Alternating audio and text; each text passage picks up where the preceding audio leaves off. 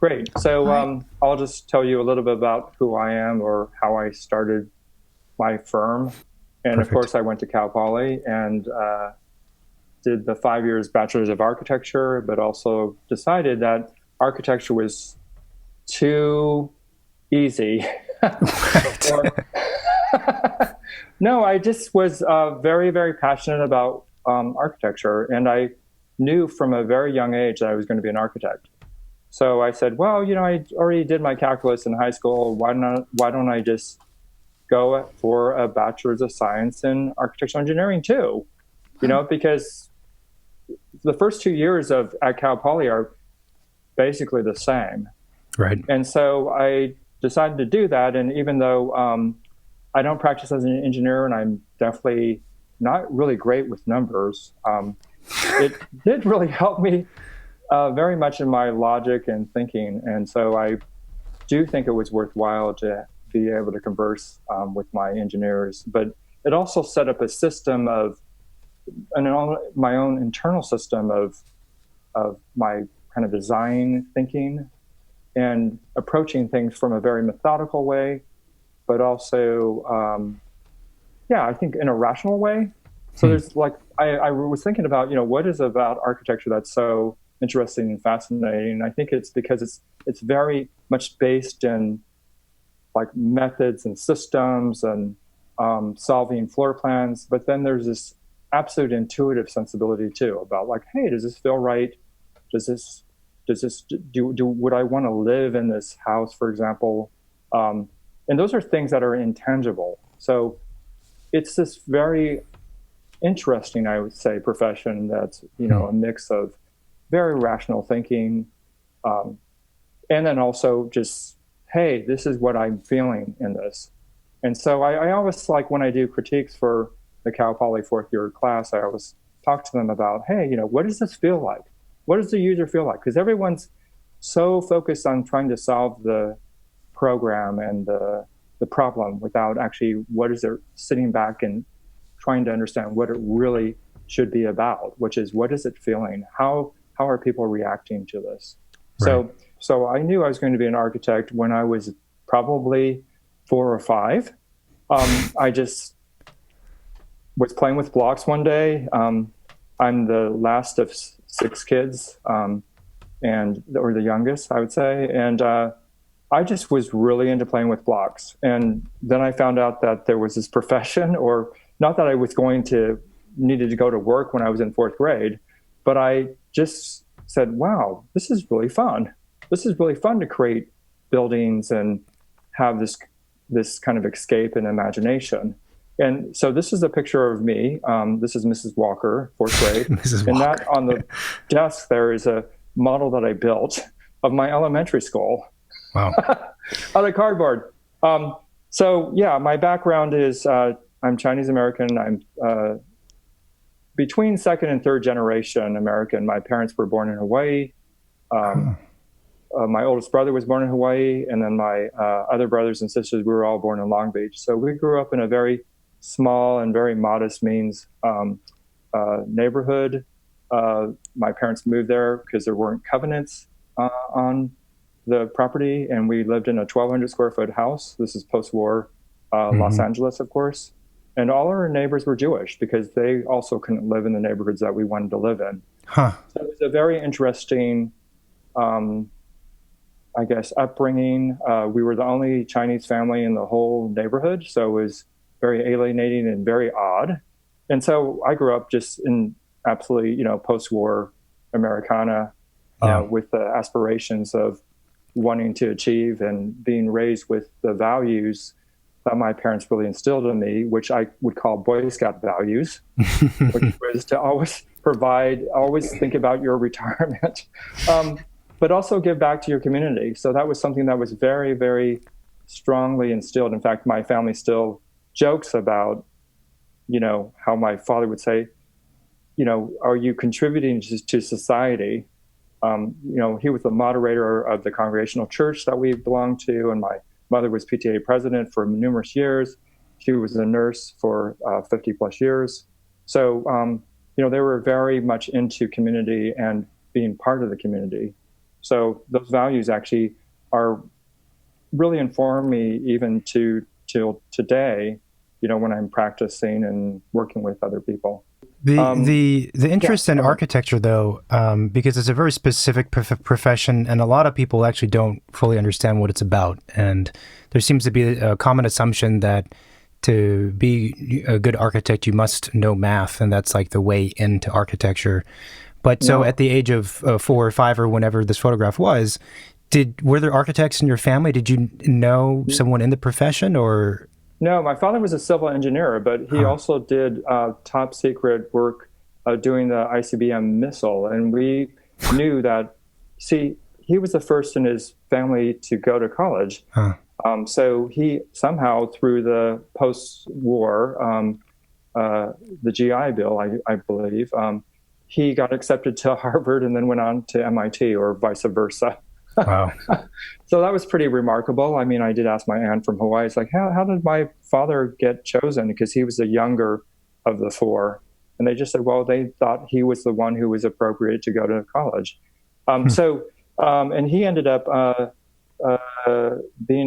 working for this very generic name company called Aerospace Incorporated, which was, they were doing all top secret work, doing the ICBM missile, and there were 30,000 people employed, all working in El Segundo, California. So we didn't know anything about his work, and he was very methodical, though. And so, I don't know, all my brothers and sisters were all very artistic. We all were encouraged to draw. We all, of course, as any Asian family we all had to play the piano. Of course, the violin. The boys played violins, the girls played cellos for some reason. I don't know how that got chosen to be their instrument of choice.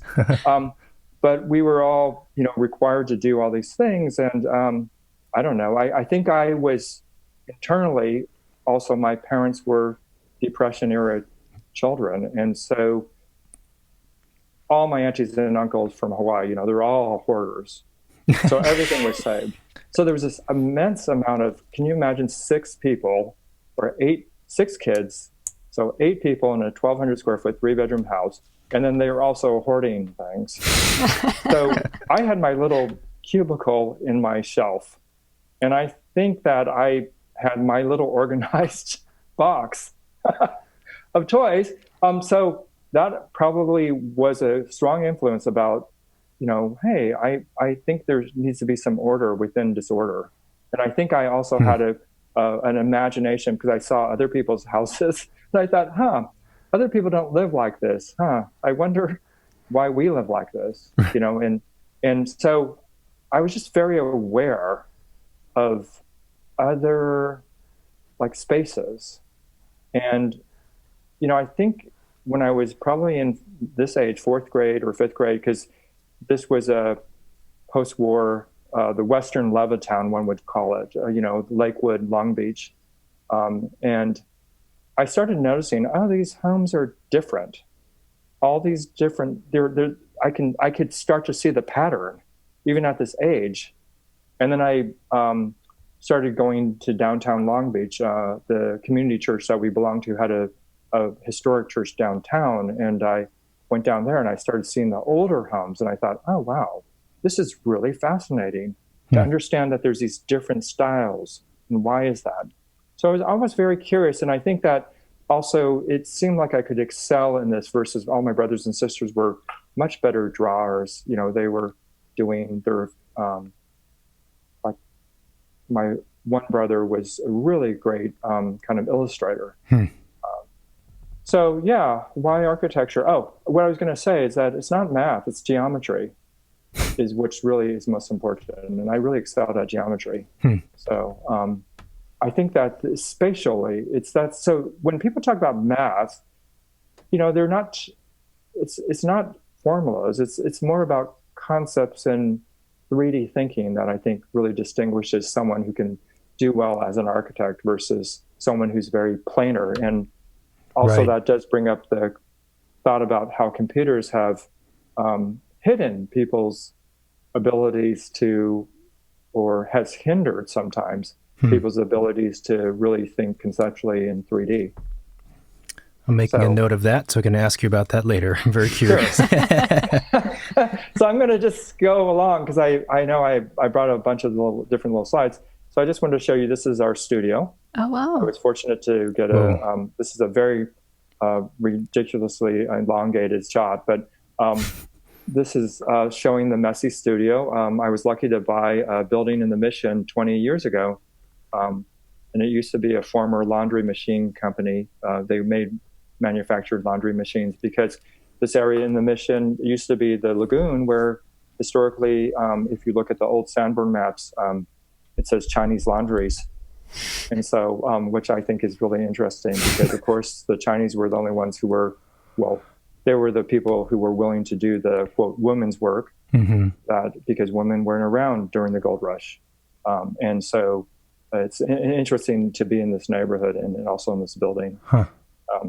So this is the studio, and then we just renovated our powder room, which is under the stairs, and I really like to use color in my spaces, so this was fun to work with Shishugiban and then do a surprise Heath tile powder room inside. That's cool. And my little dog there is poking out through the little hole there. That's April. This is upstairs this. I actually used to live upstairs in the studio, and then we grew so much that now the bedrooms have become conference rooms, and this is our common kitchen. And then this is my bathroom. That it was interesting when we posted this photograph online. This was actually when House just got started, which was probably about 10, 15 years ago. The comments were like, "What is that? It's like from Saws 2." And comments like, "I would never live in that bathroom." It's like, well, I'm not asking you to live in this bathroom. Well, the people on House they're of a particular type, that's for sure. Very conventional. That's true. Yeah. And it was fun. It was really, I would say that the hardest projects for me are the ones that I do for myself because there's way too many decisions and way too many thoughts. So, and this was done when I was, 20 years ago. So I had zero budget to do anything. So I had to scrounge around and get, $60 Victorian fixtures from, renovation outlets and things like that. So, I mean, even my bathtub, you can see there's a $400 price written on it that I got from a salvage yard.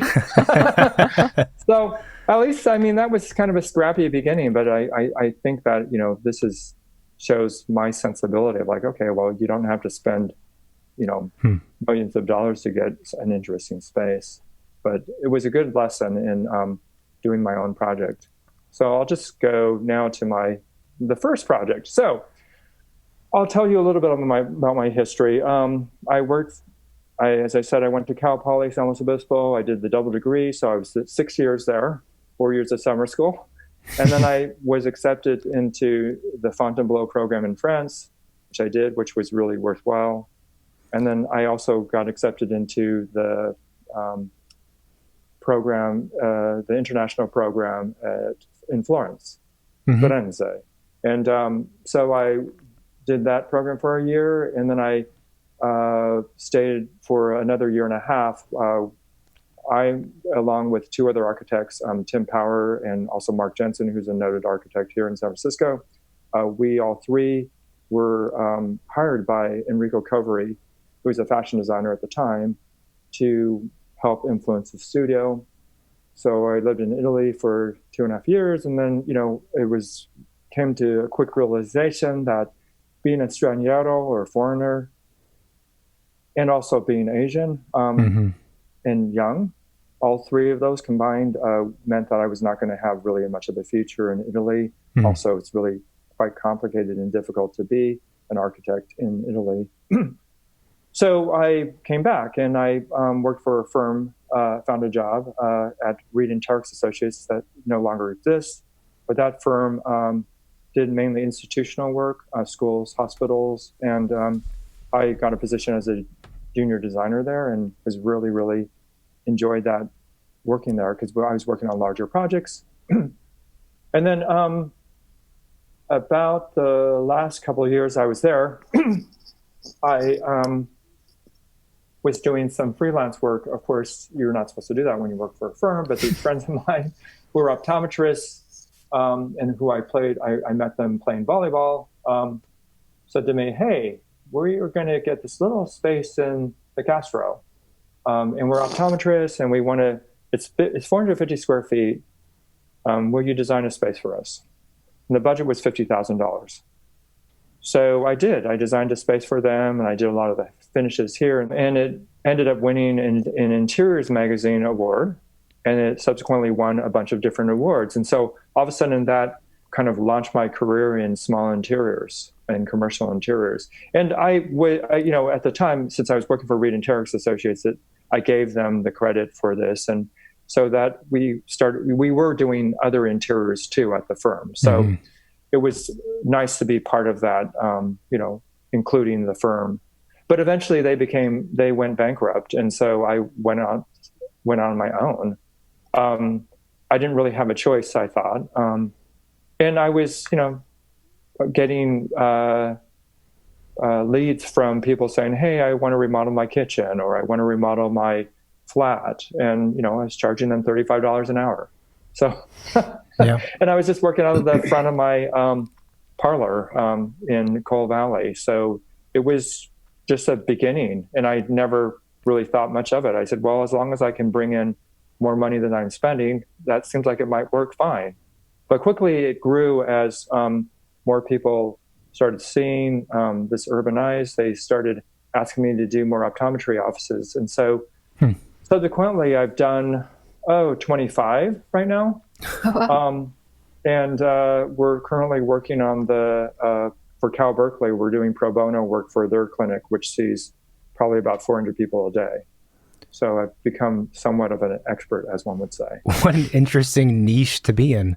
Yes. So how long had you been working at that office before this first project came along?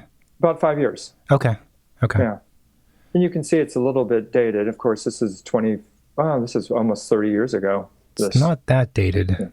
Yeah, no, I mean, it's, Well, then they moved, they moved to the second space, and this won numerous awards from the ASID and also the SFAIA. So that was really nice. And I started working, I always like to work with stories. So this was conceptually about distorting your vision. So it was a small little, this used to be called the Trainatorium. And this is on Market near the Castro.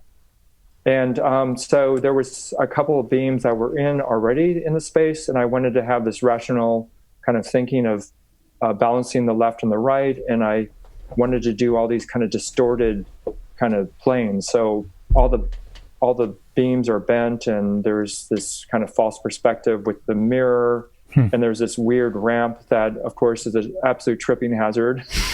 I would not recommend that to anyone, but I just, it was slanted so that it could also act as an ADA platform and have access. But I like the idea of, again, creating this false perspective. This was a fun kind of project to work on. And I'm just going to follow up with a couple more optometry offices. This is an ophthalmologist in the Mission, and this client, super, super great people. He's been an ophthalmologist for, 30, 40 years. And they finally got this street frontage, and they wanted to put it into this Los Portales, which has these big arches. And I wanted to kind of use a anthropomorphic, I guess, face here. I mean, I worked with these funny eye shapes. I don't know if they realized that's what was happening. But, I like to, incorporate a sense of, I guess, play in my work too. I think that architects take themselves way too seriously, because living and enjoying life is not always about, being this serious culture maker. And, I know a lot of people take themselves too seriously in a way. I'm pleased with this because this was also done on a fairly tight budget, and we did these little custom eyewear display systems. And then we took in the back, the reception counter is using the blanks for the sunglasses. So we thought that was fun, and that also recalls the mission, and its colorfulness that people associate the mission with its murals, etc. This is I Gotcha in the Castro also. We redid their space, and we wanted to have a passerby kind of just see this giant display that extends forever. And then we also did these custom, well, this is a display system that it's a line of, or series of different explorations we've been doing with CNC milling.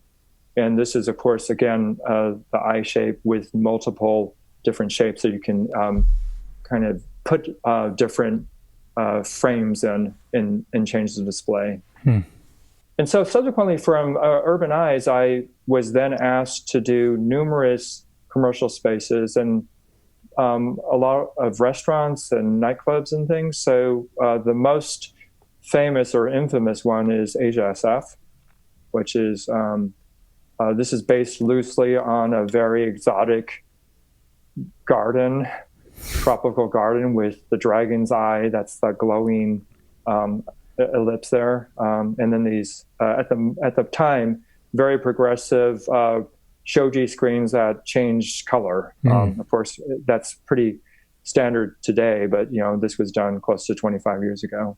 This was actually going to be a gay Asian bar when the owners approached me, and they said, we're just wanting some type of atmosphere. And then midway, they told me, well, we have such great food, we're going to become a restaurant. I said, oh, well, how many tables do you want? How many turns do you want? They had no idea about restaurants. They had no idea about putting together, how do you seat the many people? And I mean, it just was a lark, and it was a really fun lark.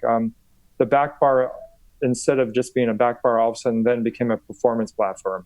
So the wait staff is all transgender, and they perform and lip sync on top of that red bar.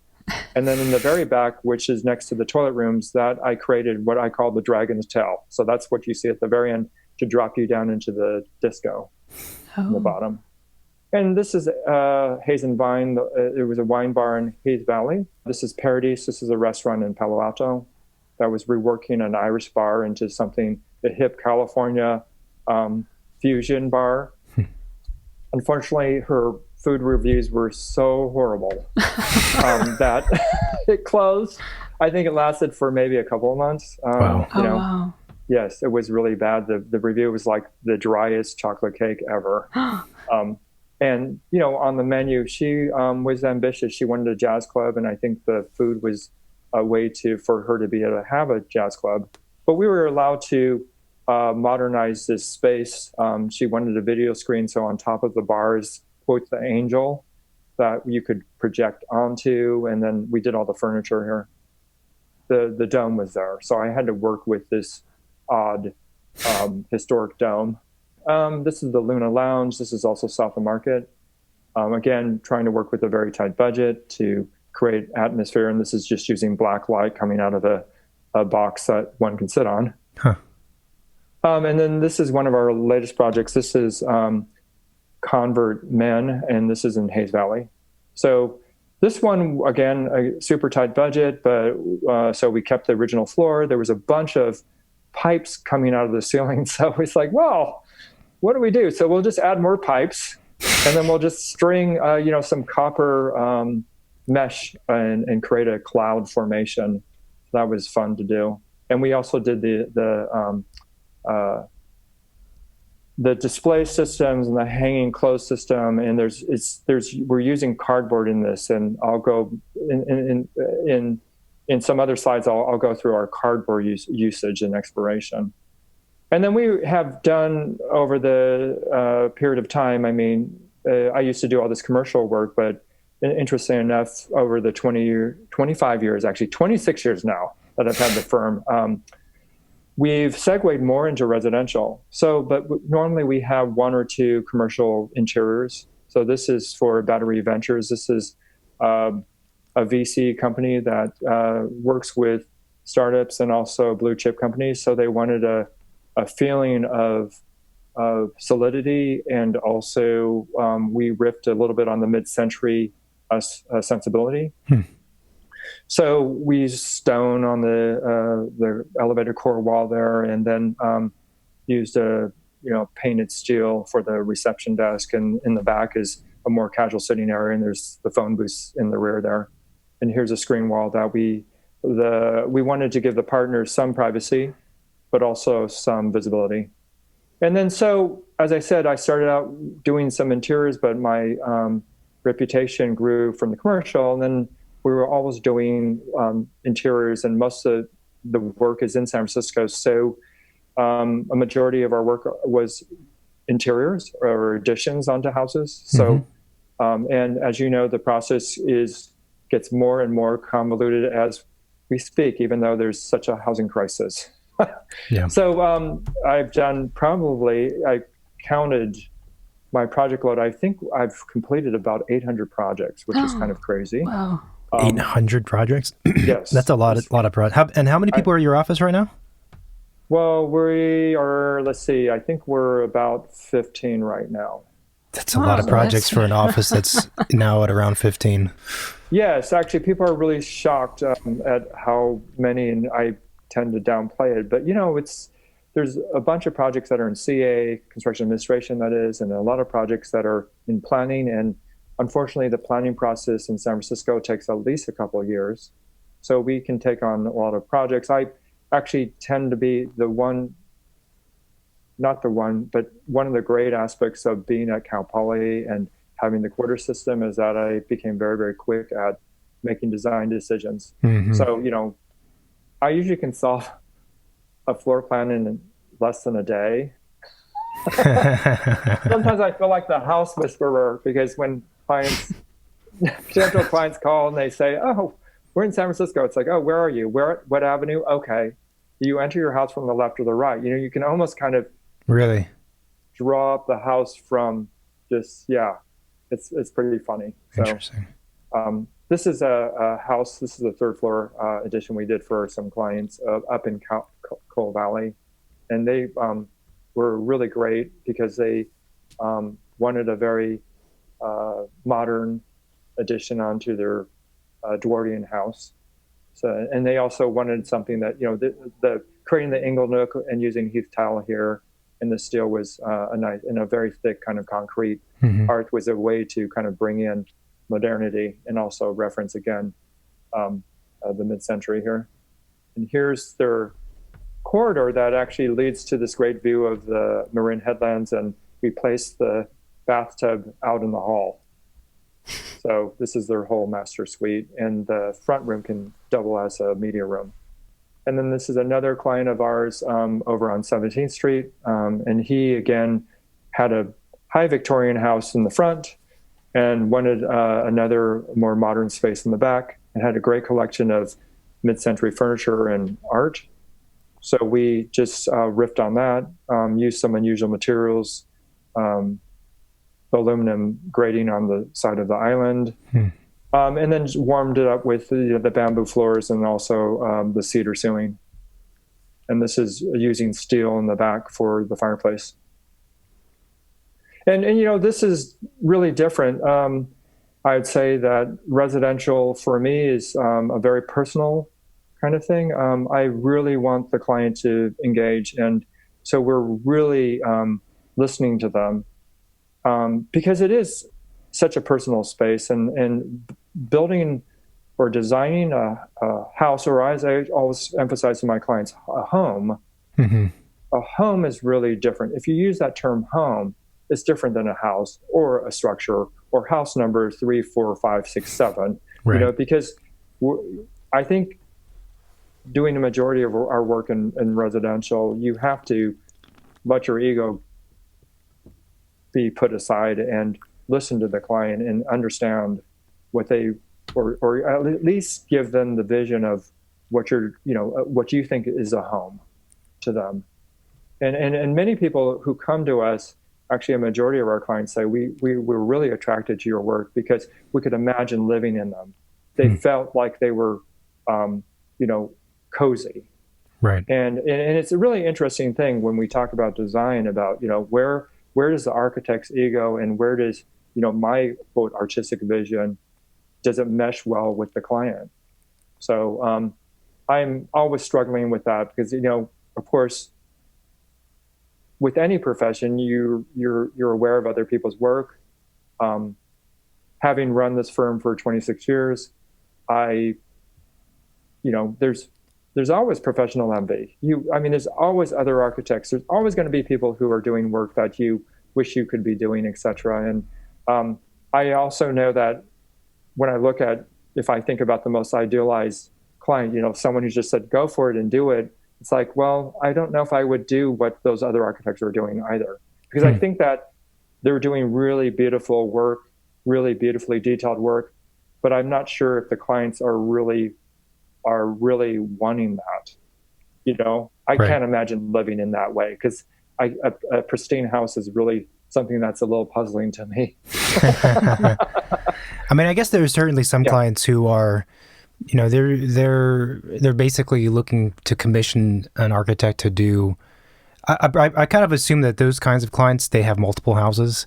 So for them, they have less kind of commitment to having that house be a home, and it's more like just another object that I own, similar to my other properties, perhaps. Yes. Yes. But it is weird because on the one hand, if you have a client who gives you like a blank slate, like carte blanche, and do whatever, that's also very freeing. But at the same time, there's, I think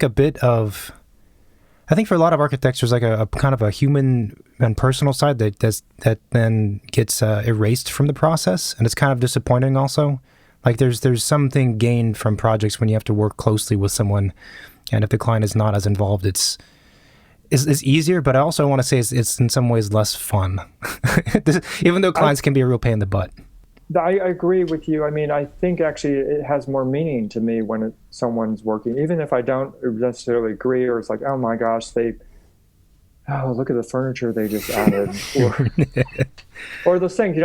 There's and it's really interesting. I think that it's this weird level of control, because there's been I do a lot of volunteer work, and I also sit on the housing committee for the San Francisco AIA, and I also am chairing the home tour committee, and so I really that is to showcase architects and their work, and it's really interesting. Some of the projects that we've shown. I realized no one would ever be able to put any of their personal artifacts in, not even a painting, because all the walls are concrete, and it's very, very controlled. Like, and I actually am starting, and I just realized I'm riffing on this, but I just started drawing these little cartoons about architects. Really? Yes, because I just thought it was a fun aside, and I have a certain ironic sensibility about us architects, because the stereotypical architect is just so detail oriented. They're always looking down at their feet because they're looking at the cracks in the sidewalk, and they're trying to calculate the slope on the ADA ramp. Yeah.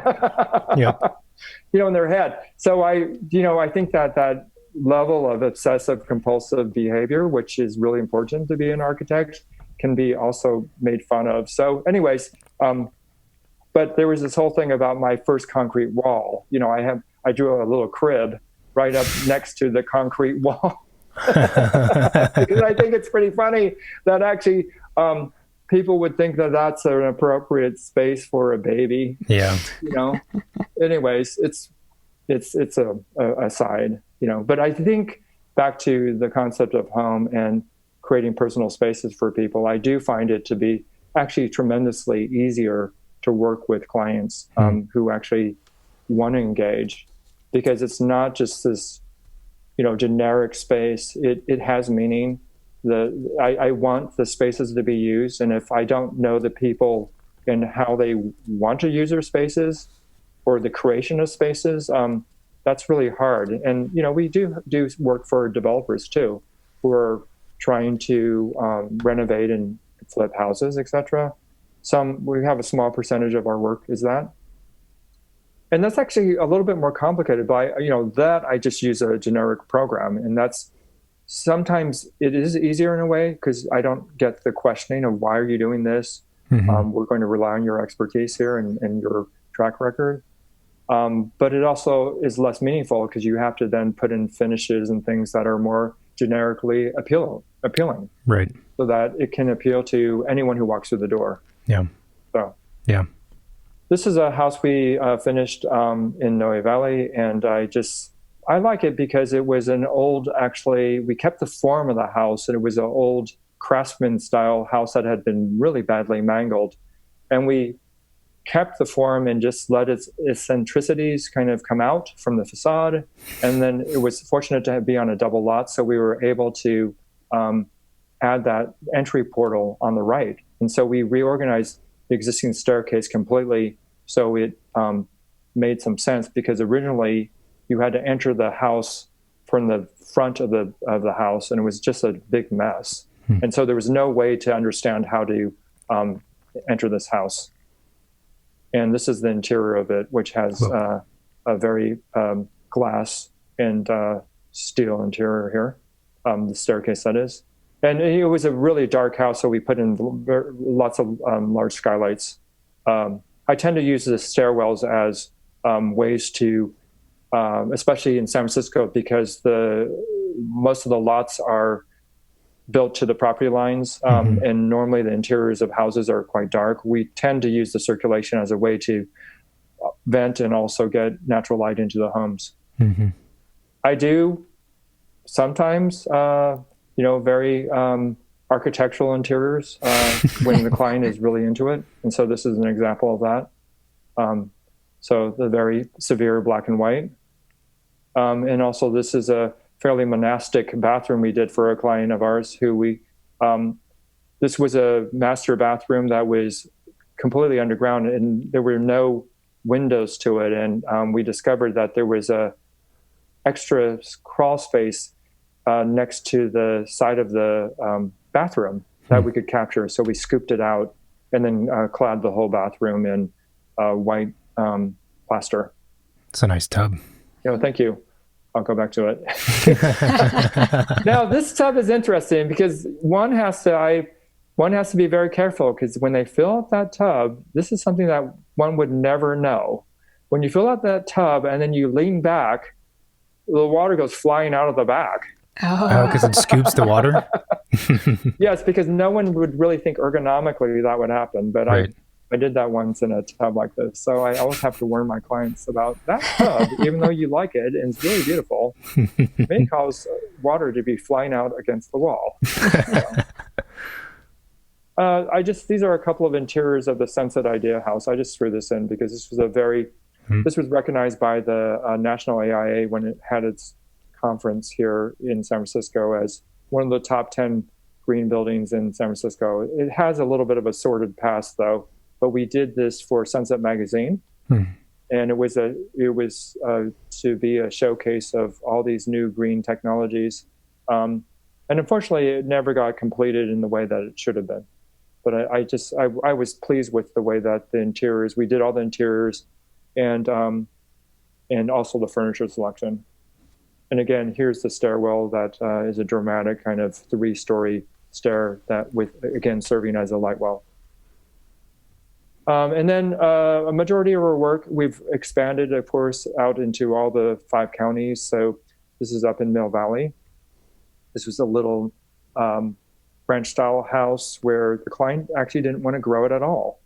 But they had bought it 20 years ago, and they really wanted a new reset. They were complaining about how dark it was. They loved the setting. There was a swimming pool next to it. They didn't want to move. So it was really nice and refreshing to work with someone who really just wanted to renovate and not get a monster home. So we just cut a skylight. We actually ripped off the low kind of ranch-style roof and cut a skylight straight through the house.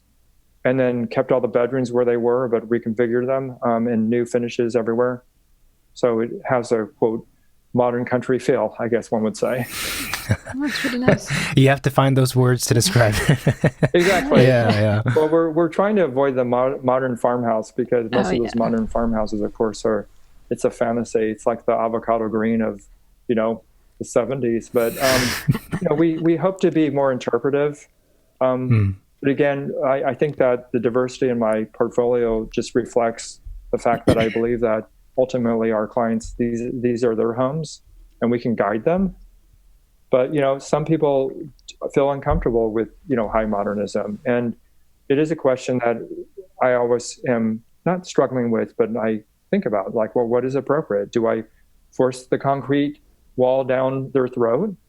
Or do I say, hey, okay, I understand that. Let's work together and come up with a solution. I'm showing this house. This was actually a 1950s townhouse that was in a very interesting Eichler-esque complex in Menlo Park. 3 stories, and so we completely redid it for this client. Very lovely client, an ER doctor and anesthesiologist, and she had lived pretty modestly for all this time. And she said she showed us all these amazing photos of what she wanted to live in. It's like, wow, okay, let's do it. And so we took the quote mid-century roots and reinterpreted it here. She was so lovely. I really, that's the one pleasure of really working with residential clients. I'd say a majority of them are they're meaningful relationships, because you get to know them. And a lot of the parts of residential design is that you're being their counselor.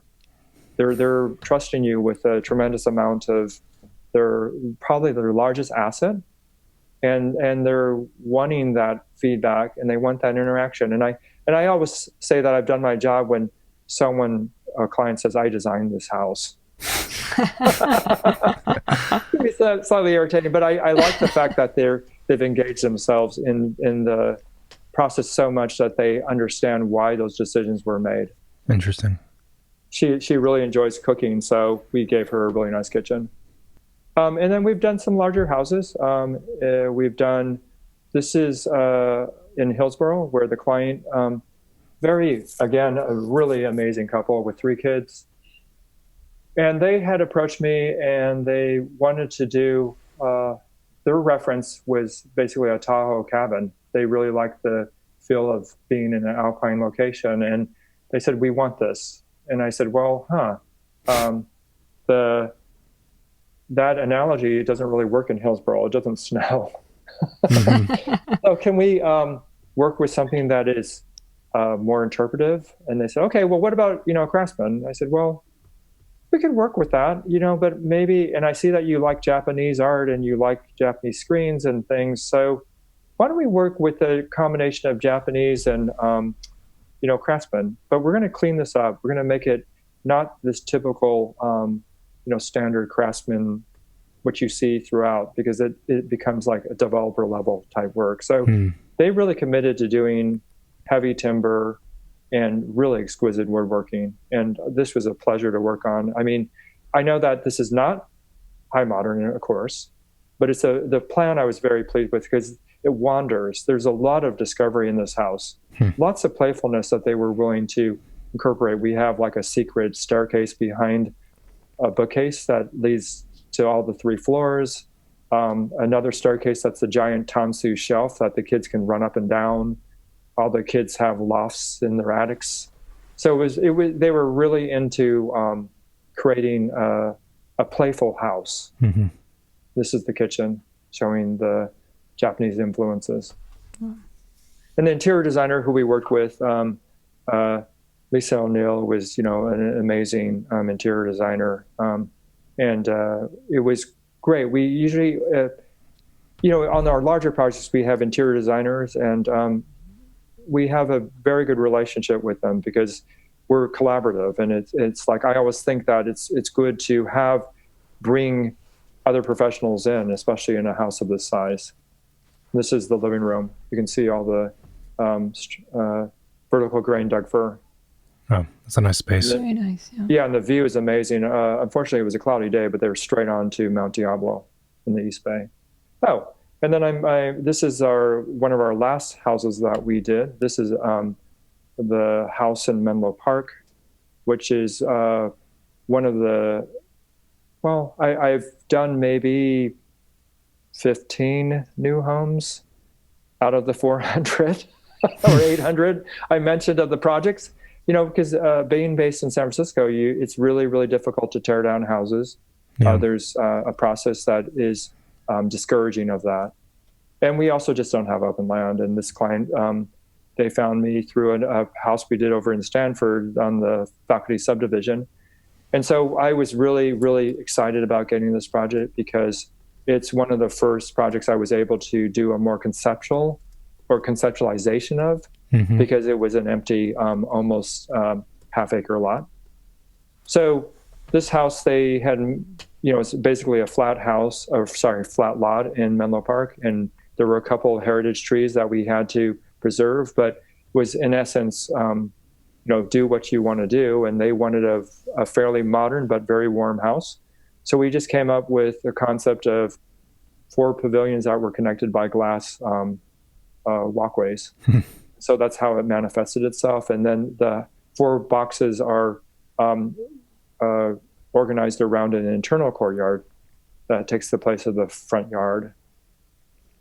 And I was pleased to, the San Mateo chapter of the AIA gave us an honor award for this house. So it felt good to be less encumbered, I guess, by context, and also be able to do what one would say a more conceptual piece. Right. Here's an interior, a shot from the entryway looking towards the courtyard. And then this is the rear shot. Wow. Yeah. I know that's what one says is the money shot. I was just going to say it's the money shot. But it shows the clarity of the work, and it's also very simple. I tend to like to have things be pretty simple and distilled down. I don't like a lot of over detailing, and that's one of the things that I realize. I want to just be very straightforward. Most of our budgets don't allow us to do super, super crazy detailing. And although I admire it, I also think, that's a lot of resources going into those details. Right. Yeah. So I always think that, the best kind of room is something that has really great windows and a nice floor. And I'm happy with that. So yes, along the way, we've been doing some more, more experimental work. So this is what I call the dining room. And this was the dining room? Yes, the dining room. Okay. And it actually was twice as large as this, or actually 10 sections of cardboard. So we were asked by California Home and Design and 7x7 magazine to be their table sponsor for an event called Dining by Design, which is an AIDS fundraiser for DIFA. That's the Design Industry Foundation Fighting AIDS. And it was set up about when the AIDS crisis broke, or about, 25, 30 years ago.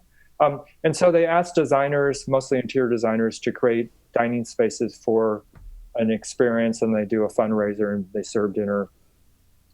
And we decided to just go for it. This was about 7-8 years ago. And so I said, I'm an architect. I'm not going to do decorative finishes. I'm not going to do a tablecloth. But I said, what can we do that talks about structure and environment?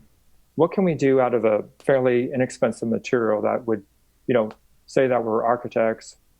What could we do that actually could showcase our computer skills? And wouldn't this be interesting to use a material that would be recyclable and, talk about, we knew this was going to be a temporary thing. So we did what we called, it eventually became the dining room, which was, this was composed, as I said, it was 20 some odd feet long, 8 foot by 8 foot. It was cut out of 1,200 pieces of cardboard, about 70 gallons of white glue.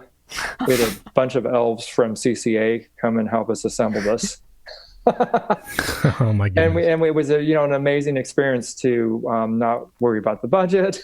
I think I could have bought a car doing this. But it was really a great experience to just do this kind of interior environment and just say, we're architects. And there's a certain, I guess the cube, of course, with the very voluptuous interior. I really like that contrast. And it was also interesting to see, glue and these little slats that are holding this cardboard structure up. How does it work? How does it function? So it was a really fun project to do. And then out of that came this whole furniture line, which is what we call offspring, because this was used out of the remnants of the dining room. And so this is called the Blob. This actually won an award from the California AIA. And this was fun just to experiment. I would say that this is not the most ergonomic chair. We've in the future have done other chairs that are a little more comfortable. But it was also interesting to be able to use, again, the same technology and experiment with shape and form.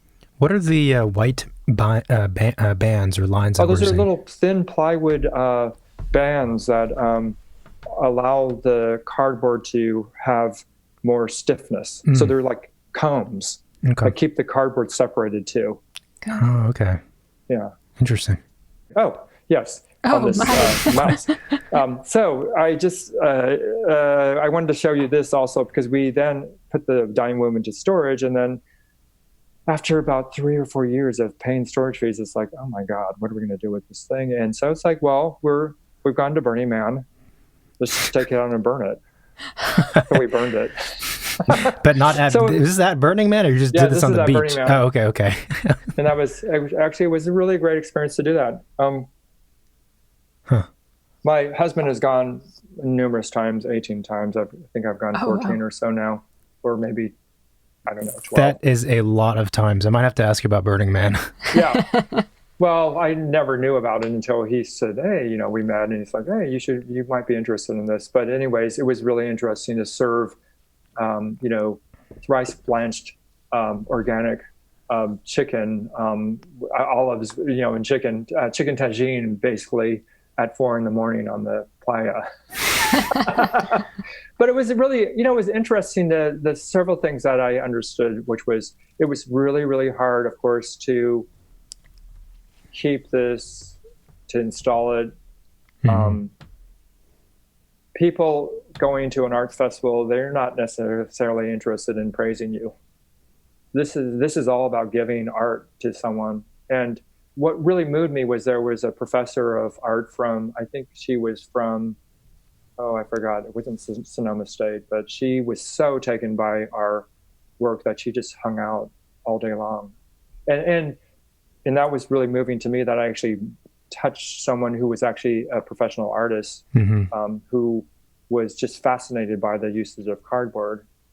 And secondly, the other thing I really learned from this is that, most of the installations out there are not designed for people. They're not designed to shelter people. And during the day, because of the combs and the filtering of light, people would sit in there because the breeze would just flow through there. So those were two things that I realized, oh man, I didn't realize I was creating an environmental art piece. Right. That many people don't think about. And, as my husband, Mike, says that, John, you're an architect. This is a little uptight for Burning Man. But I think it's funny. But yeah, for Burning Man, yeah. I mean, what isn't uptight for Burning Man? Yes, exactly. But I really, those were the two things I took away, that, this is really about giving, because it's a thankless task in a way to be, quote, in the art profession, and really expecting that level of praise. I mean, I feel so lucky to be an architect where we're working on buildings, and there's function, there's reason for our work. And then the art part, there's a small portion of it. I call them the magic moments that one gets when you're working on a space and you're lucky to get that one amazing view, or somehow the sun is coming through and all of a sudden it creates this magical moment, that might be unexpected. So, anyways, it was really fun, and it also was painful to watch it burn. Yeah. But it was also a good thing to move on. Oh, and so these are just projects that are in the works. I just thought you might be interested in seeing this. this is actually for my husband and myself in our property in Bolinas, which is a small town above San Francisco. And we're building what one would call a ADU or a guest house. Mm-hmm. And this is this is my interpretation of modern hobbit architecture.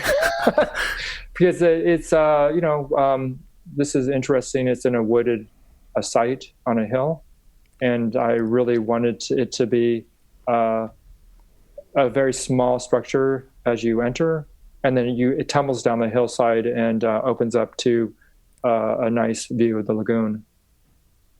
So here it is from the backside. So there's a lot of different stairs and levels and discovery. So it's been a really interesting process to do work for myself, because I've been able to play in a way. And also there's that kind of inner child, I guess, in myself that wants to live in a tree house and have little nooks and crannies. So it's been really an interesting process. And also there's parts of me that realize that, there may be mistakes in this. I mean, when I get it done, but that's okay. We as architects are always so worried about making mistakes or trying something that's a little bit on the edge. And so not that this is on the edge, it's just that I know that there's some very different proportions that I would have probably not done for someone else. There's some very tall spaces, there's some very small spaces. You enter the space and the top room, which is a study, and you have a 7-foot ceiling. So there's certain intentionalities to creating eccentricities here. So it's been a very fun project to work on. Oh, and I'm showing you this because so we were hired. Our client, who was a doctor, just bought this closed down gay porn theater, and this is the outside of the building, and we're going to be replacing the building with a medical office building down below, and then 5 units of housing. So this shows this kind of scale we're doing. But I just thought it's been an interesting project just because of the history of the building and how one honors a former gay porn theater. So it's a very interesting historic resource evaluation that we're going through right now, and also this discussion of preserving history. So how does one do that? Well, that's interesting because, it wasn't always a gay porn theater, but of course, in the 70s and on, even when I moved to San Francisco, there was, there were a few places for people to meet. So, of course, the bars and things, of course, now everyone does Tinder or those other types of meeting, internet meeting places. But this was a very important location during that time period. But previously, it also was a jazz club. So it actually started out originally as a jazz club that had some importance, and there were some very famous artists who did perform there. So there was a theater in there. And so one has to talk to the preservation, the prevention division of the planning department and talk about how do you honor that history and recognize it, because it's a use. It's actually not the building itself. It's the use. And of course, you can't legislate that a use has to remain. Right. And the owners here, they wanted to sell out, and they offered it. They didn't want to. They wanted to get their top dollar because they needed to retire. And so no one wanted to, that's the unfortunate part about if you have a quota historic usage, you can't force someone to run a gay porn theater. Right. So it was a very interesting, it's been an interesting process, one would say. And, but I'm also pleased to be doing an urban infill project here. Oh, and this is a radical house remodel for a house in Millbrae. So we're just taking this house, and it did tumble down the hill. It's a ranch-style house and has a great view of the airport. And we're completely redoing it in a very modern way, redoing the swimming pool, So this is a very this is typical of the houses we're doing down on the peninsula, house remodels or new houses. Oh, and this is one of the last projects I'm going to show you. This was a competition that we were asked to participate in for a compound down in the Santa Cruz Mountains. And this client, unfortunately, we were the runner-ups.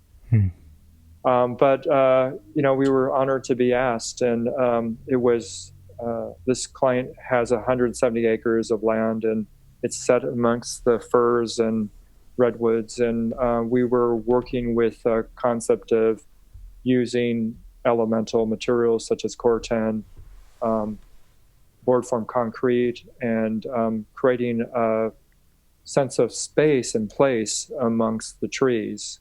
And then we came up with the concept of using 4 different elements. One is the water house, which is the pool house in essence, the tree house, which would contain their master suite with the little nest at the very top, which would be their private study, a cloud house, which would be the main living space, and then to the left was the moss house that would look down into the lichen-covered trees. And then they had started out with this concept of being the wee bothy, because this is in Bonnie Doon, and so we created the little bothy, which is basically a little hut for, usually it's a hut that passerbys or hikers will stay in for free.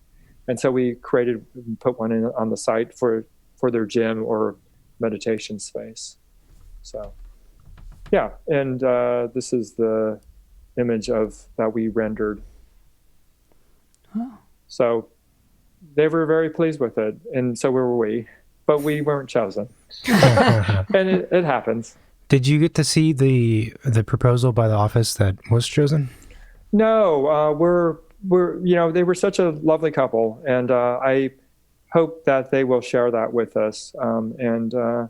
It's always disappointing, it's to not win something, but we have other projects that we've gotten, so we feel pleased about that. And so yes, I hope to see the other proposal. Is that common for there to be single family? I mean, this is larger than typical. This is very unusual. Okay, I was going to say I've not heard of a competition for a single family residence.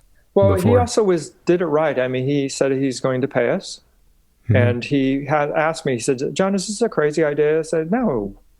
If you want to kind of test drive people, why not? I mean, this is great, and you can, I think I actually support this idea, because I think it is really that mix and the real right fit. I call, usually in interviews like speed dating, right? Which is really hard. It's like, oh, is that the right person? You either get a good feeling or not. And I do respect the fact that he really wanted to honor and not, just expect this to be done for free. Of course. So it is very unusual for a private individual to ask for this to happen. Interesting. Yeah. And then so we're also doing a lot of larger projects or more multi-unit buildings, but this is closer. This is one of the hand sketches I did for a project we're doing for this faculty subdivision on the Stanford campus. There's a section where the faculty live, and we were asked by Stanford to design 8 homes for them. So this is one of the concepts I came up with. It eventually became a more traditional feel because they wanted to match closer to the 1930s, 40s cottages. There's a pretty strong faction in the neighborhood of keeping things looking exactly like they were. Right. So, but it's been a really great process, but it's also nice to be given that confidence by Stanford to do these many, 8 single-family homes. And then closer to my heart is in Bolinas.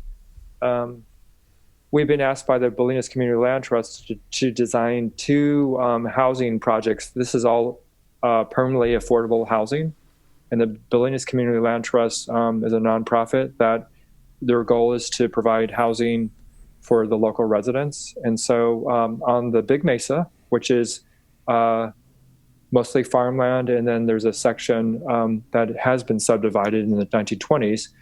There's a section of the Big Mesa where they are hoping to house farm workers, and they're going to create a co-op, farm workers co-op, and we're working with Bahar, who's helping us with these modular buildings. So these would be considered 2 houses with basically 8-bedroom suites, and then a common kitchen, and then there would be also a repair tractor space that would help the farm workers, or help service the farms that are, they're lacking in maintenance yards and also dry storage. So it's a really great community effort because we're hitting it on all sides. We're housing people who really need housing, who are working in the local fields, and then also helping the farmers or collectively organize into a co-op. Mm-hmm. And this is just my hand sketches showing the individual units that would be also having slightly private outdoor areas. It's quite windy on this section of the Big Mesa, so we wanted to give them protection and some sense of privacy. And we're also going to be trying to harvest as much solar as we can. Wow. And then lastly, in downtown Bolinas, again, this is a community of just under, I think the population is under 2,000 now. We're creating a little 8-unit building to the left. Actually, it's 2 buildings over parking next to Smiley's, which is claimed to be the oldest saloon in the West, which is currently, I know that's actually not absolutely correct. The owner told me. But, Bolinas is a very unusual community, a lot of different and very outspoken, idealistic people. There's it became very popular in the 70s. Many people moved there to escape out of the norm. And they're very strong environmentalists. They're very engaged. And so this is I close with this image because, I drew this up and have presented it to the community, and people were surprised at it because they said, "Oh my God, it fits in." and I said, "Well, why wouldn't it fit in? Why would I draw anything? Why would I design something that didn't fit in?" And they said, "Well, we were just expecting something super modern, something that makes a statement." And I said, when I was younger, I probably would have pushed for that. Yeah, but I actually do want to, I want this to fit in. And I can put my ego aside and I can build a building that doesn't have to ape exactly the historic buildings in town, but it doesn't have to stand out either. Right. And I said that, the goal here is to provide quality housing and fill the tooth and the broken tooth and the smile of Bolinas. I know that sounds like such cliche, but it was a way for them to understand, this is our goal. We're trying to really work with everyone and fill a hole of an empty lot. And so I close with this because it is like taking my skill set of negotiation and listening and all those things and saying, okay, I'm going to try to design the most appropriate project for the community without, and leaving my ego, as I said, aside. Now, interesting, the last community meeting, someone said, "This isn't funky enough. This looks too much like affordable housing." So I'm now going back through and seeing, how can I make it a little bit more funky, Anyways, it's an interesting dilemma to be told, hey, your project is actually too normal. Right. Can you make it more personable? Your summary and the last slide that when we were talking about is a good lead into my question, which is, do you find that it's difficult when you're speaking with clients and undertaking of these varieties of projects under different styles, that the flexibility of the architect is something that clients assume doesn't exist? So they assume that you're adhering to a certain style based on your previous work, or they assume that because of whatever reason, possibly ego being one of them, that if we hire you, it's going to look like something you did in the past. Well, it's interesting, this question, because when I look at everyone else's websites, they clearly have this vision. At Right. least that's what this is my fantasy of my thought process, is that, well, they determined that those three finishes were what they were going to use. And they have a very consistent delivery of projects. They all have the same features. Mm-hmm. And I actually have always slightly had my own personal internal mind going like, John, are you principled enough to, not cave, but to accommodate what this person is telling you? And I've always wanted to be a collaborator in a way. I think that maybe that stems from my childhood. I just don't know. But I've always wanted the client to have buy-in. So I would say that most recently, several clients have come to us specifically because they said, we loved your projects. We love the diversity. We think that's a sign of creativity. Mm-hmm. We see that it represents to us that you're not so rigid. And we, again, can imagine that we could live in these homes. Right. So I would say that it's interesting because websites and seeing what other people work on, all those photos are for a specific audience. And most websites that are created by architects are for other architects. They're not for the end user. This is definitely true. Yeah. Which is it is, and I think I mentioned to you the other day when we were just casually speaking about, just even after practicing for 30 plus years, I still struggle with this question about, where the purism of architecture, like my artistic vision, is it really important that I get my way on everything? Do I want to impose that will? I mean, I would never say I was frankly right, but I understand, the way that he treated his clients was like, this is what you get. This is what you're going to wear. Yeah. Yeah. And this is really uncomfortable furniture, and I'm going to design it because this is the terms. And I think that's really presumptuous.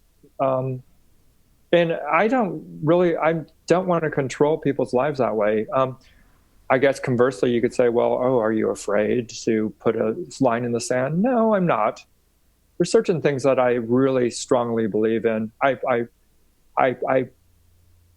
strongly believe that, a house and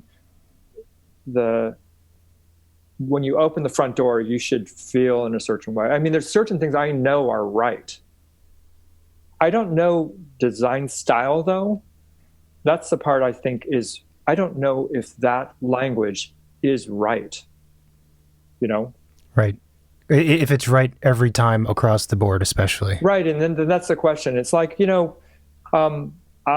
it's my same dilemma with like Frank Gehry. It's like, how did the crumpled piece of paper become the design language for every single building of yours? I mean, I love the bravado sensibility, anything is possible because we have Maya.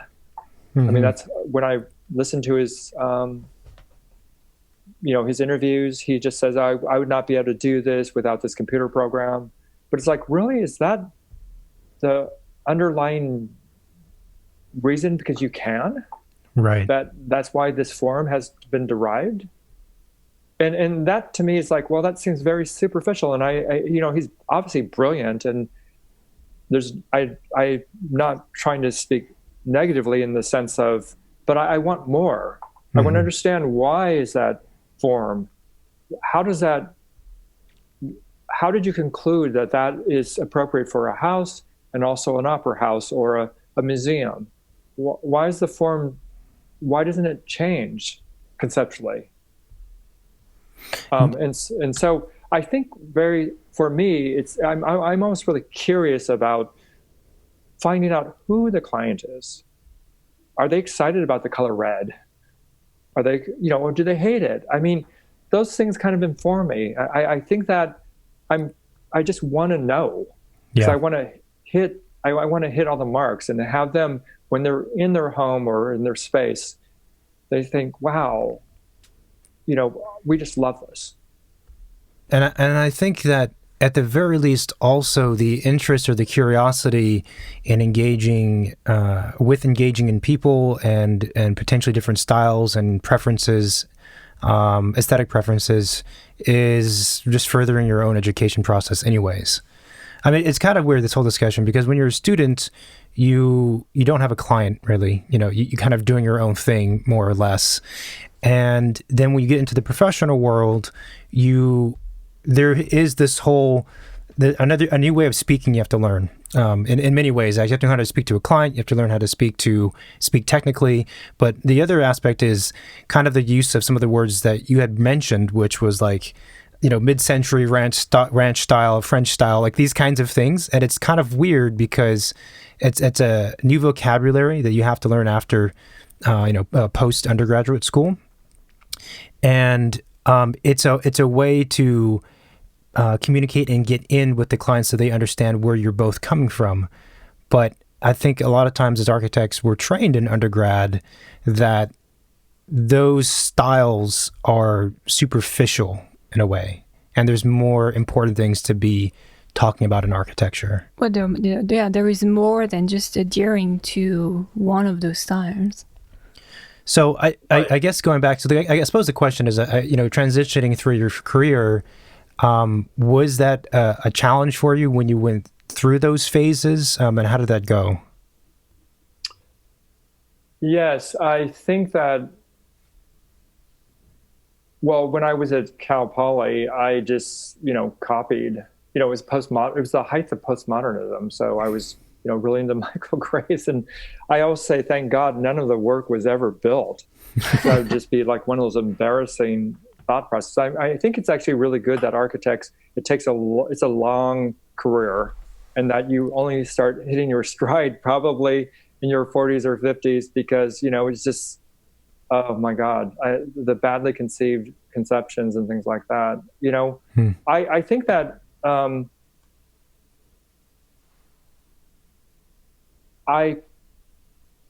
that through the many years of what I know that people value most about what I'm giving them is there's a certain well thought out process of comfortability, I guess, or the house naturally flows.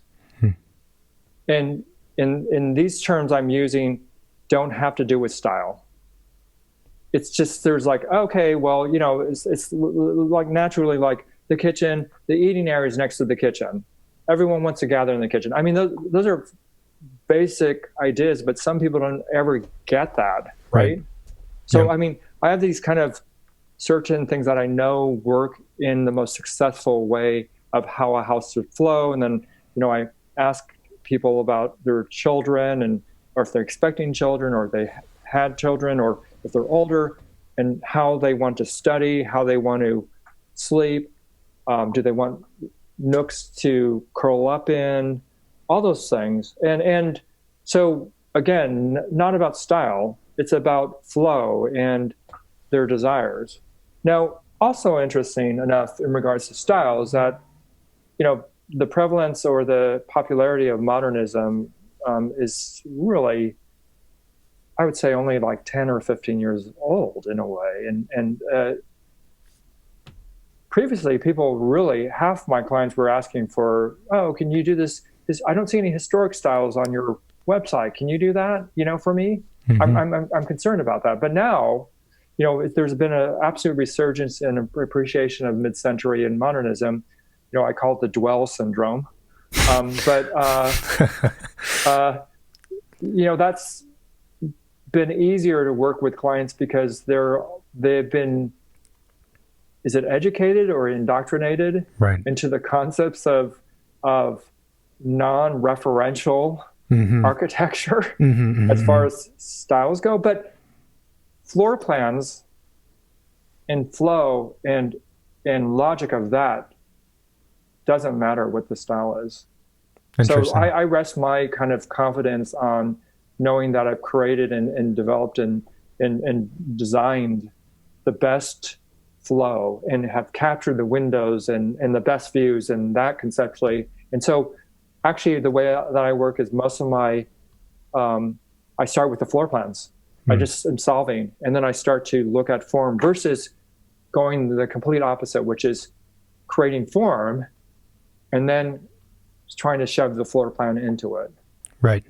Right. So I, even though, you know, as I said, I admire so many of my colleagues have such brilliant work and all this work that I, and secretly inside am, you know, I'm envious of that. Because like, oh man, I wish I was doing that institutional work, or I wish I was doing that super modern, super severe, you know, glass and steel with no furniture and everything. And then I think, John, would you want to live in that? It's like, I don't know. Right. You got to accommodate people's, really the function of a home is to live, allow them, let their hair down. I mean, unless my client, of course, as you could see from that white interior, that client didn't want a space where he could let his hair down in the sense of he wanted that minimalist space. But I think that it's important, the humanism of what we're doing, creating residential work, that's important to allow people to live in their way. And they may not, you know, they like to put their feet up and eat Doritos on the couch. You know, how does that fit into your, you know, minimalist space? I don't know. Yeah, Cheeto hands. Yeah, exactly. Yeah. You know? No, it's very interesting. There's something else you mentioned too, was that your architectural engineering background and education, you felt had actually brought something to the table in terms of design and not in terms of engineering. Yeah. And we had talked a little bit about, you know, the math or geometry more specifically folding into architecture. I wonder if you could expand on that a little bit more, because on the one hand, it's a ridiculous thing for people to think that you needed to know, you know, calculus to be able to do architecture. Because I do think for most people, it's an assumption that architects are engineering, like actually doing calculations. But at the same time, I do kind of believe that if you can learn to think systematically within a certain language, whatever the language might be, and in this case, let's say mathematics, that kind of thinking can also, not want to say be applied, but also be beneficial to other processes like design. Absolutely. So the systematic kind of iteration that I do when I am working on floor plans, I think that's very, I must say, I hated process. I hate process. Like, for example, in the sense of, I remember in like one of my fourth year classes, there was a requirement to follow your process and organize it. That was like crazy making to me, because it's like, I don't like to be under some rigorous rule based, like, okay, every day I'm going to write in my journal and then I'm going to put it aside. So I was just going to say that, but I realized that my process, which is iterative, so, and asking and then layering, you know, trace upon trace upon trace, that actually is very methodical, in the sense that I immediately come up with like 5 ideas, and then I, you know, will sketch them out, show them to the client, and then I'll start saying, oh, this one's better, this one's better, this one feels right. Mm-hmm. And then, you know, I start to iterate over those things, and it's like, okay, I don't like the way that this bed hangs out. And, you know, that's one of the other things I tell younger architects, like, oh, you need to put the furniture in. You need to figure out how, when you open that door, what do you see? And so that process of elimination of premise and then consideration, that happens very, very quickly. Mm-hmm. And I think that skill set of elimination and driving down to the point, which is, again, what I always insist on all of our designs. Okay, what is the big picture? And let's let that theme run through. Right. So that's my kind of rails that keep me from going off the deep end or being off target in what I'm presenting to my clients. And so I think that system, even though the reason why I react is like, I don't really have a system, but there was a certain amount of logical steps. We went from A, we got to B. Right. How do we do that? Well, we look A.1, A.2, A.4. Okay, now we're there, you know. And I think that leading that with the clients, it really helps them understand that this is just not coming out of thin air. There's actually a certain rationality to it. Right, right. So it actually is very important that the client is also aware of these kinds of steps that the project is going through. Well, I think it's really important to educate the client on that because they don't understand what we do. I think people just think that it just comes out of nowhere, or it's just somehow that person was brilliant and all of a sudden that idea came about. And it is interesting because, you know, I always think of myself as being young, but I realized after doing, you know, these 800 projects or so that I'm not. And it's not about the enthusiasm that when you start to feel that when you're older, it's not the lack of enthusiasm. What it is just like knowing, oh, I've done that before, or, oh, I know if I don't know the answer, I already know 10 of the things that I'm going to ask and try to figure out. Right. You know? Right. Right. So I think that's the one thing about being more experienced is that it's like, oh, I don't have to guess. I'm not just creating from scratch. I actually have a long history of looking at things and considering them. And I can say, oh, I remember that project there. And that has to do with all situations, you know, running the studio, dealing with numerous clients. There's always some situation, you know, that you have to deal with. Running a business actually is completely different than running a studio. And I know that when I was at Cal Poly, there was a lot of like, oh, we should do a practice class. It's like, oh, who wants to do practice? That's really dull, you know? I mean, no, the glory is in design. Everyone wants to be a designer. We want to, you know, create these amazing buildings. But, you know, actually, I realized too that not everyone, even though people are really brilliant designers, they may not be actually set out to be a good entrepreneur or a good business owner. You have to have that drive and stomach to be able to do run a practice.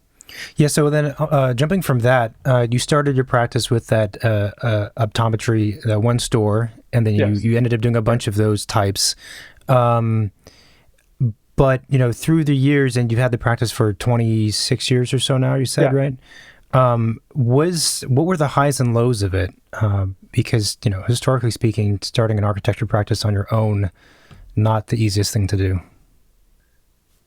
Gosh, you know, I used to think, I don't know if that's easy. I just did it.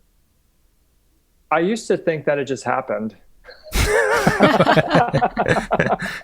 But so that was never one of your career goal to one day have your office? You kind of ended up there?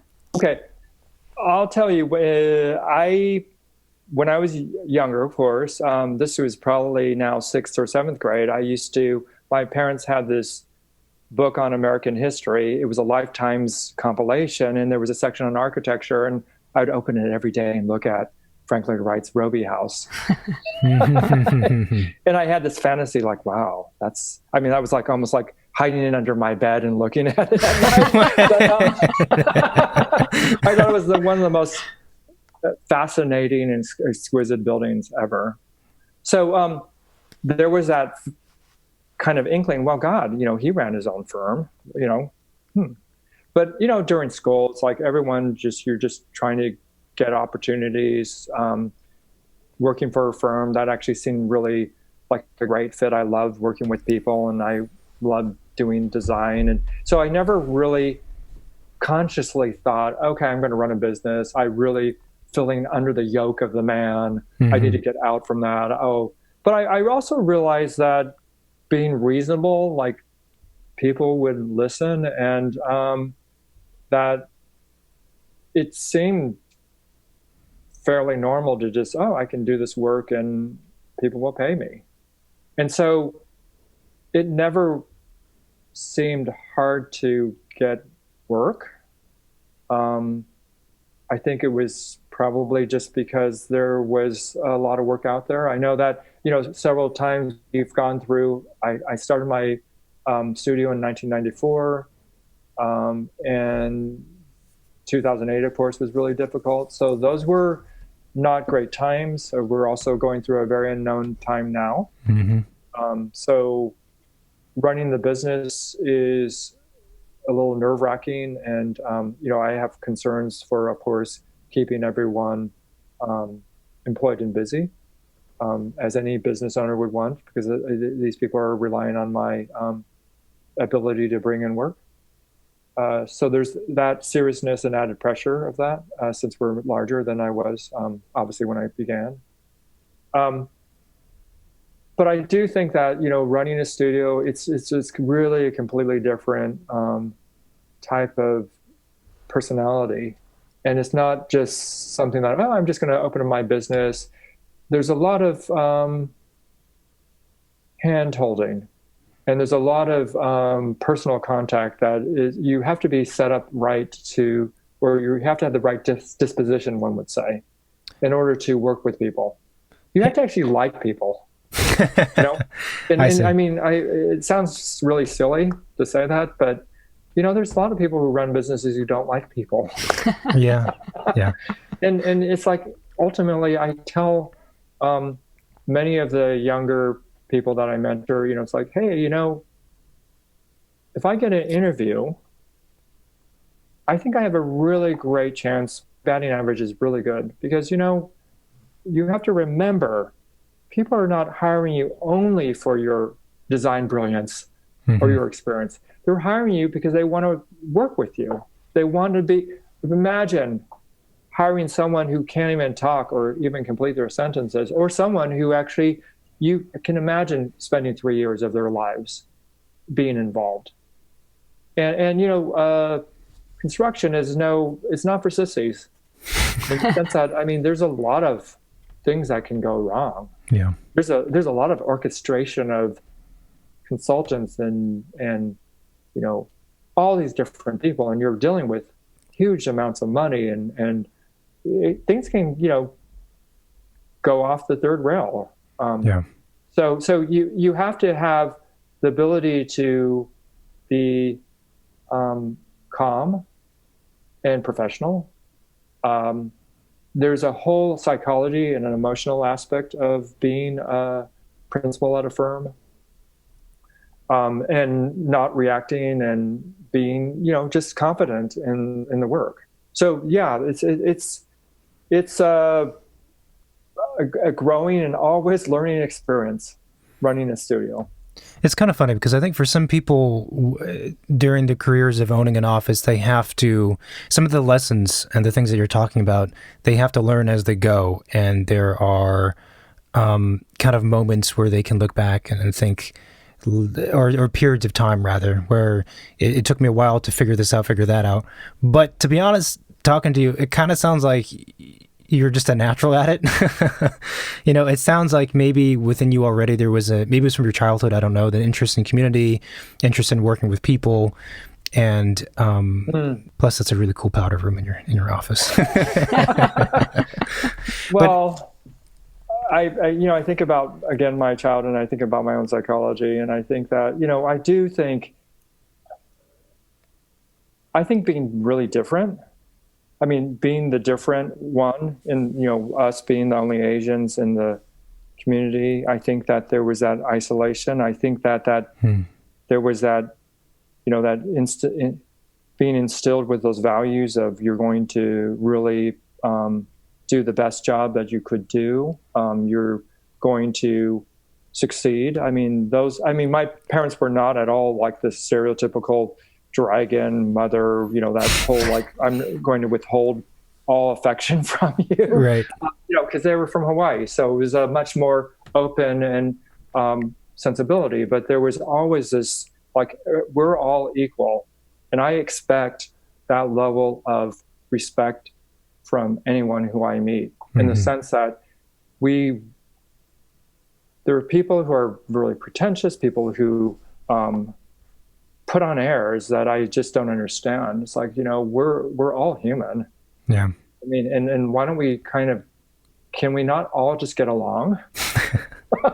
Yeah. And so yeah, there was that drive, and I think that it wasn't like somehow my parents said, okay, you're gonna create your own business. I just wanted to, I guess, do as well as I could. Well, this has been very fascinating, and I have to actually comment on the work, because part of our conversation had to do with the balancing between the more kind of rational aspects of architecture and the more the aspects that are more difficult to describe, the more ephemeral, or the ones like how you feel in the space and style and things. And it's funny because a lot of architects, there's sometimes there are extremes, right? There are architects who are heavy into one style, or architects that you get the sense they're maybe listening too much to the client and there isn't a backbone to the project. But your work seems very intriguingly balanced between those things, where there's clearly some order and rationale and thinking, some big ideas that are happening throughout the project. But within each project and throughout them, there's enough variety to show that you're not the only one creating the story. So I think it's really cool. Well, thank you so much. That's very nice of you to say that. And it is, it is very. I'll close with this thought process, which I'm saying it's evolving. It's also my own personality, or my level of confidence, even at, as I said, 58. Yeah, which I don't believe that you're 58. That's not possible. Like, I know you're Asian, and we talked about that, but there's got to be something else happening too. Maybe it's water polo. I don't know. I haven't been able to play water polo for 2 months, but it's just maybe it's the boyish enthusiasm. I have no idea. Some people would say it's like the stupidity of being optimistic in a world like this, but who knows? But I would say that, it is evolving. The level of confidence, especially, I still sometimes pinch myself and think, oh my God, people are actually listening to me. Actually, I have a lot of experience. Oh, the Planning Commission is respecting my opinion. And that's sometimes is shocking to me, because it's like, wow, I actually have authority here. So I think that it is okay, having self-doubts and all those things about yourself internally. It's it's funny how those childhood impressions about, I didn't go into being bullied when I was a child, and all these things that happened because we were the other or the alien in the neighborhood. Right. But one would say those wounds actually still continue, and so it's a different story that one has to remind themselves of. Okay, this is not this way anymore. Right. It's interesting because at the same time, I could see though where when you're in a position like that, you're kind of, I don't know, maybe forced, maybe even to kind of self-reflect and think much more about your own identity and the others around you and their spaces.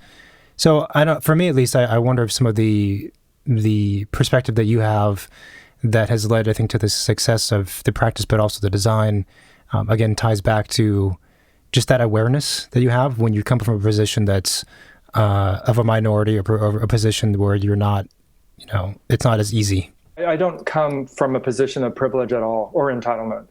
I come from actually a position of, do I get to deserve this, or and it's a little weird of a position, but it's definitely from my parents that and I mean, we can talk about other things that do still affect me, which is the very blatant racism that is being espoused today. By our current administration and things like that are so infuriating to me. Yeah. But also just even being in the, the Bay Area, even that still, I am in situations where still I'm considered not American, which is so irritating to me. I find it to be just so disturbing.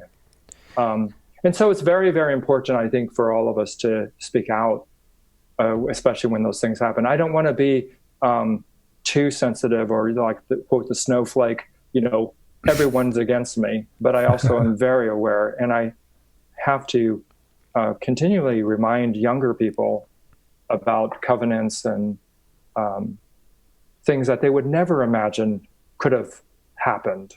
Yeah. You know, I used to speak in the high schools for LGBT issues, and people would be shocked that there were black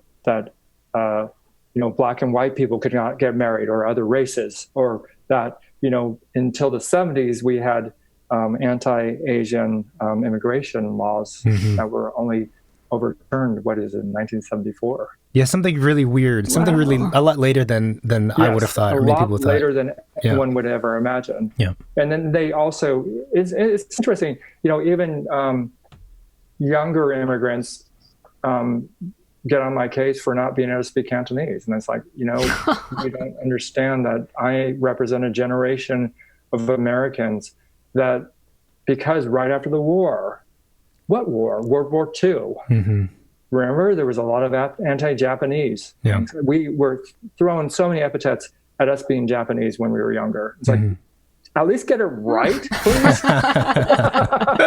But they don't understand that. Yeah. They don't understand this history that is actually has been kind of swept away because it's not other people's history. Yeah. Yeah. So. Well, this was a pleasure. I think the insights, the self-reflections, the work, everything was really great. And I think students and listeners are going to appreciate it. So thank you. Well, thank you. And it was a pleasure. Thanks for listening to this week's episode. If you like what we're doing, then please show your support by leaving a review or subscribing to us on YouTube, Spotify, and iTunes. We can also be found on all of the other podcast players. We're on all the social medias as well, Instagram, Facebook, and Twitter. Follow us on there for video clips and other fun things. And of course, head to our website, which is secondstudiopod.com, for all of our other episodes. We as well have a hotline, which is 213-222-6950. Text that line with any questions, comments, or suggestions. And if you have questions that you want us to go over on the show, then we can do that as well. Talk to you soon. Thanks. Bye.